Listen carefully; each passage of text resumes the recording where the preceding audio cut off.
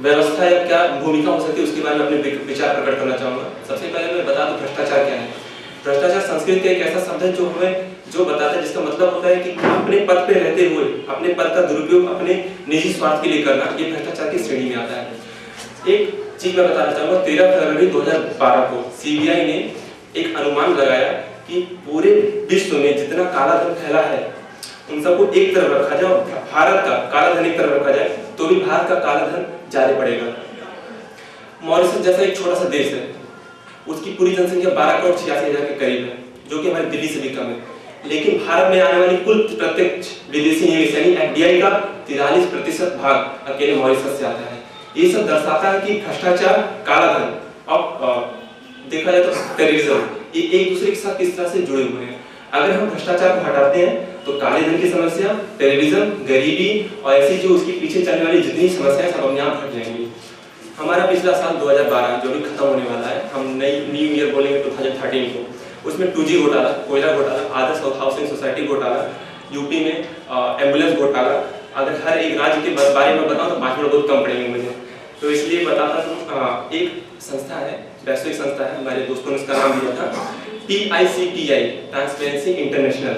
उसने एक लिस्ट निकाली 176 देशों की, जिसमें भारत का जो स्थान था वो 95 था, यानी कि अफ्रीका के कई गरीब देशों बांग्लादेश, पाकिस्तान के साथ हम अभी भी खड़े हुए हैं। ये थी हमारी भूमिका। अब मैं बताना चाहूंगा कि इसको दूर कैसे किया जाए। लोकतंत्र के 3 स्तंभ होते हैं, कार्यपालिका, विधायिका और न्यायपालिका। कार्यपालिका में आती है हमारी एडमिनिस्ट्रेशन यानी पुलिस और IPS IAS। विधायिका में आती है हमारे नेता लोग जो हमारे लिए कानून बनाते हैं, और न्यायपालिका में आती है हमारी अदालतें। सबसे पहले हमें अपने विधायिका को मजबूत करना होगा। हमें ऐसे नेताओं को चुन के भेजना पड़ेगा जो पढ़े लिखे हों और हमारे बारे में अच्छा समझ सकते हों।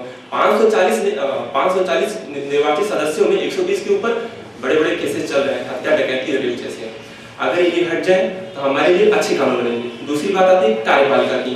कानून तो हमारे बहुत अच्छे हैं, जैसे मेरे दोस्तों ने बताया कि सिटीजन चार्टर्ड एक्ट, 1986 का कंज्यूमर प्रोटेक्शन एक्ट, ये सब हमारे बहुत बेहतरीन कानून, लेकिन वो सही से लागू नहीं हो पाते। हमारी गरीब जनता तक वो सही से पहुंच नहीं पाती। तो हमारी कार्यपालिका को मजबूत बनाना होगा कानून के थ्रू, जिससे कि वो जब कानून बन रहे हैं वो सही से लागू हो सके।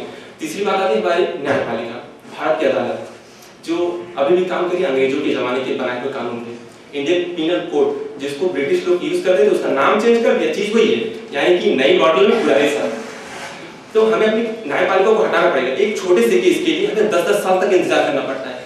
अगर एक मैं आपको डेटा दिखाऊं कि सीबीआई जो हमारी सबसे बड़ी इन्वेस्टिगेशन एजेंसी है, उसमें 10,000 केस 2010 में 10,000 केस अभी भी पेंडिंग है, जिसमें 23% ऐसे केस हैं जो पिछले 10 सालों से चले आ रहे हैं। तो अगर हमारी न्यायपालिका सही से काम करेगी तो हम आगे चलकर उसका और भ्रष्टाचार को धीरे धीरे खत्म कर लेंगे। मेरा मानना है कि एक मजबूत भ्रष्टाचार रोधी कानून जैसे कि लोकपाल हमारे देश में होना बहुत ज्यादा जरूरी है। दुनिया के 140 देशों में लोकपाल जैसी संस्था है। लोकपाल जो कानून है वो हमारे में भी कानून बना नहीं है, सिर्फ अन्ना हजारे जैसे कुछ लोगों ने उसका एक मसौदा तैयार किया था। कई लोग बोलते हैं कि कानून से भ्रष्टाचार खत्म हो जाता तो भारत में पहले ही खत्म हो गया होता। मेरा मानना है कि ये गलत है। कानून से ही भ्रष्टाचार खत्म हो सकता है, लेकिन वो कानून अच्छी तरह से लागू होना चाहिए। हमारे पास जितने कानून वो किसी दूसरे देश के कानून से खराब नहीं है, लेकिन वो सही से लागू नहीं हो पाए। तीसरी चीज चुनाव फंडिंग। अभी गुजरात में कुछ दिन पहले चुनाव हुआ, करोड़ों अरबों रुपए खर्च हो गए। एक छोटा सा विधायक जीतने के लिए करोड़ों रुपए खर्च कर देता है। मेरा मानना है कि सरकार को एक विधायक के लिए एक अलग से चुनाव लिमिट कर देनी चाहिए।